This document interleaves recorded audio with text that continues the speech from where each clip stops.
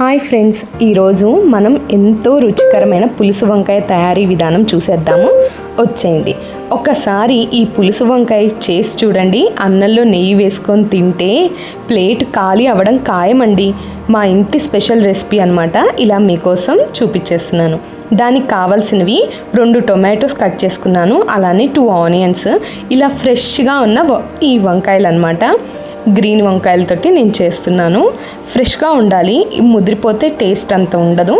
ఇలా ఫ్రెష్గా ఉంటే బాగుంటాయి అన్నమాట. ఇవి నీట్గా వాటర్లో కడిగేసి ఇలా తరిగేసుకొని ఉప్పు నీళ్ళలో వేసేసుకోవాలి, ఎందుకంటే అది కండ్రెక్కకుండా ఉంటుంది. సో దానికి ఇంకా మన ఇంట్లో ఉన్న ఇంగ్రీడియంట్సేనండి. పెద్దగా మనం దీంట్లో మసాలాలు ఎక్కువగా యాడ్ చేయాల్సిన అవసరం కూడా ఉండదు.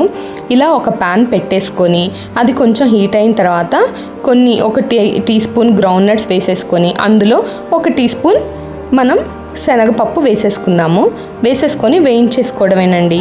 ఇవి ఎందుకంటే కొంచెం లేటుగా వేగుతాయి కాబట్టి ఇవి ఏవైనా లో ఫ్లేమ్లో పెట్టుకొని వేయించుకోవాలి. అలా వేయించుకుంటే లోపల దాకా వెళ్ళి బాగా వేగుతాయి అన్నమాట. టేస్ట్ కూడా బాగుంటుంది. సో దీంట్లోకి మనం కొంచెం ధనియాలు వేసేస్తున్నాము. ధనియాలు, కొంచెం మెంతులు వాడుతున్నాము. మెంతులు వాడటం వల్ల చేదైతే రాదు, కానీ టేస్ట్ బాగుంటుందన్నమాట. ఎండుమిరపకాయలు వేసేస్తున్నాము. ఎండుమిరపకాయలు అనేవి మనం ఇష్టం అండి. కారానికి తగ్గట్టు, వంకాయలకి తగ్గట్టు యాడ్ చేసుకోవచ్చు. ఇది మీరు తొడిమెలు తీయలేదు అనుకోకండి. ఇది వేయించిన తర్వాత తొడిమెలు తీసి నీట్గా మిక్సీ పట్టేస్తాము. దీంట్లోకి మనం వెల్లుల్లి కూడా వేసుకుంటామండి, యాడ్ చేసుకుంటాం. అల్లం అయితే యాడ్ చేసుకోము. ఇక్కడ వెల్లుల్లి ఒక్కటే యాడ్ చేసుకుంటాం అన్నమాట. ఇవి నీట్గా వేయించుకొని ఈ వేడైన అన్నీ కొంచెం పక్కన తీసుకొని పెట్టేసుకుంటాము. దీంట్లో నువ్వులు కూడా యాడ్ చేసుకుంటామండి. నువ్వులు మెయిన్ ఇంగ్రీడియంట్ అనమాట. మీ ఇంట్లో నువ్వులు లేకపోతే గసగసాలు కూడా యాడ్ చేసేసుకోవచ్చు. మేము నువ్వులు ఎక్కువగా తింటాం కాబట్టి దీంట్లోకి నువ్వులు అనేవి యాడ్ చేస్తున్నాము. ఈ రెసిపీ పిల్లల నుండి పెద్దల వరకు చాలా ఇష్టంగా తింటారండి. ఎవరైనా గెస్ట్లు వస్తే మనం తొందరగా కూడా అయిపోతుంది, చాలా క్విక్గా చేసుకోవచ్చు. అలానే టేస్టీగా వాళ్ళకి మనం భోజనం పెట్టచ్చు.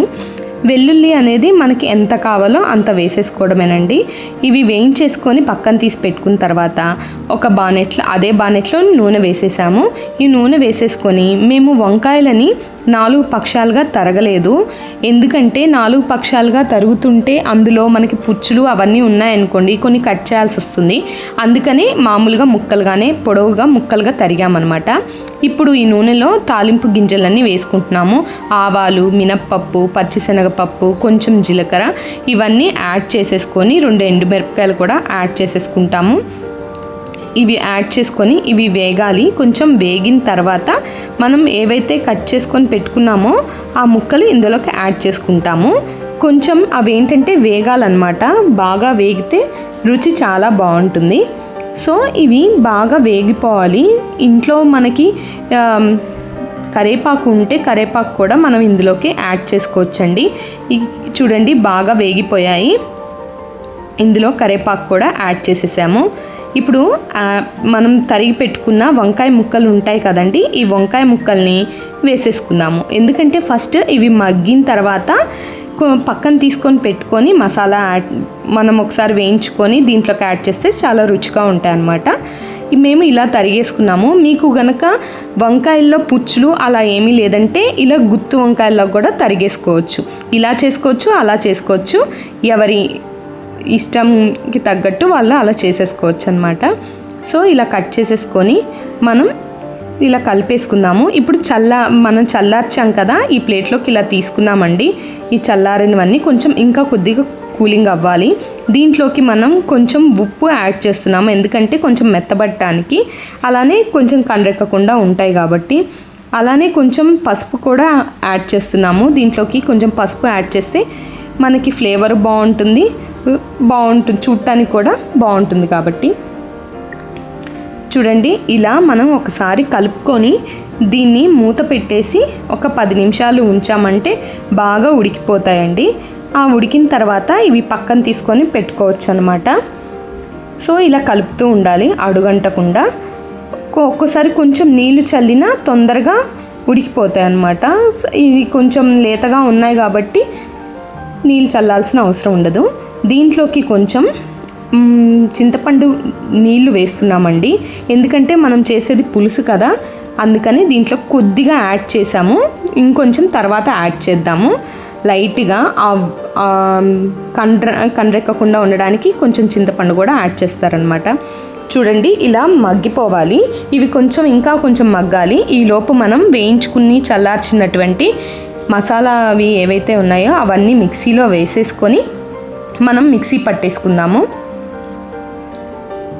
ఇలా మిక్సీలోకి అన్నీ యాడ్ చేసేసుకొని మిక్సీ పట్టేసుకుంటే మనకి త్వరగా పౌడర్ అయిపోతుంది. చూడండి, పౌడర్ అయిపోయింది. ఈ పౌడర్ని మనం ఇలా కచ్చా పచ్చాగా అయినా వేసుకోవచ్చు, లేదా దీంట్లోకి మనం చింతపండు వాటర్ ఉంటాయి కదండి, ఆ చింతపండు వాటర్ అనేవి కొన్ని యాడ్ చేసుకొని మనం దీన్ని మళ్ళీ గ్రైండ్ చేసుకోవచ్చు అనమాట. ఇప్పుడు మనం ఇందాక కట్ చేసుకున్నాం కదా టొమాటోస్, అలానే ఆనియన్స్, అవి కూడా ఇందులోకి వేసేసుకొని ఒకసారి గ్రైండ్ చేసుకుంటే మెత్తటి పేస్ట్ అనేది మనకి తయారైపోతుంది. ఇదిగోండి, కొంచెం వాటర్ యాడ్ చేశాను. అలానే మనం ఇంకొంచెం కావాలంటే ఇక్కడే మనం చింతపండు వాటర్ కూడా యాడ్ చేసేసుకోవచ్చు. నేనైతే ఇప్పుడు ఇక్కడ వాటర్ ఓన్లీ యాడ్ చేశాను. ఇది చూడండి, మిక్సీ పట్టేసాము. మనకి ఇంత ప్యూరీ లాగా వచ్చేస్తుంది అనమాట. ఇలా మనకి ఇంత మెత్తగా రుబ్బుకుంటేనే టేస్ట్ కూడా చాలా బాగుంటుంది. బరకగా ఉండకూడదు. మీకు ఇంకొంచెం నీళ్ళు యాడ్ చేసుకోవాలన్నా యాడ్ చేసుకోవచ్చు. ఇవి వేయించుకొని పక్కన తీసుకొని పెట్టుకున్నానండి. ఇప్పుడు మనం పేస్ట్ చేసుకున్నాం కదా, ఈ పేస్ట్ని బానెట్లో వేసేసి అది కొంచెం ఉడకనివ్వాలి. ఎందుకంటే పచ్చి టమాటోలు, ఆనియన్స్ వేసాం కాబట్టి అది కొంచెం మగ్గితేనే ఆ పచ్చి వాసన అంతా పోతుంది. సో ఇలా మగ్గనివ్వాలి. అడుగంటింది అనుకోవాకండి, ఎందుకంటే ముక్కలు వేయించాం కదా మనం ఈ బాండీలోనే. సో మనకు అలానే ఉంటుంది, ఏం పర్వాలేదు. ఇది కొంచెం ఉడికిన తర్వాత దీంట్లోకి వాటర్ యాడ్ చేసేసుకుందాము. ఇది బాగా కొంచెం ఉడకాలి. ఆయిల్ కొంచెం లైట్గా పైకి వస్తుంది అన్నప్పుడు దీంట్లోకి మనం వాటర్ యాడ్ చేసుకుంటే చాలా బాగుంటుంది అనమాట. మనకి గ్రేవీ టెక్స్చర్ వస్తుంది. వాటర్ కానీ లేకపోతే చింతపండు వాటర్ అయినా యాడ్ చేసేసుకోవచ్చండి.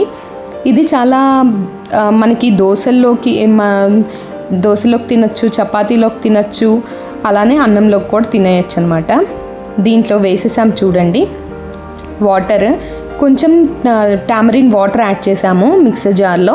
సో అదే డైరెక్ట్గా వేసేసామన్నమాట ఇందులో. ఎందుకంటే ఒకసారి మిక్సీలో కూడా చాలా ఉంటుంది కదా, అందువల్ల. సో ఇది ఉడికిపోయిన తర్వాత ఇప్పుడు మనం ఉడికించుకున్న ఈ ముక్కల్ని వేసేసి మనం ఒక 10 minutes ఉంచామంటే మన కర్రీ అనేది రెడీ అయిపోతుంది. ఈ పులుసు అనేది బాగా రెడీ అయిపోతుంది. చాలా అంటే చాలా టేస్టీగా ఉంటుంది. మీరు కూడా ఇంట్లో చేసుకొని ఇది ఎలా ఉందో నాకు చెప్పండి మర్చిపోకుండా. సో ఇది అన్నంలో వేసుకొని తింటే చాలా రుచిగా ఉంటుందండి. చూడండి, మనది రెడీ అయిపోయింది. ఈ వీడియో నచ్చినట్లయితే ఒక లైక్ చేయండి, షేర్ చేయండి, తప్పకుండా సబ్స్క్రైబ్ అయితే చేసుకోండి. ఈ పులుసు వంకాయ రెసిపీ మీకు నచ్చుతుందనే అనుకుంటున్నాను. మీ కుటుంబ సభ్యులతో కూడా పంచుకోండి చేసుకొని.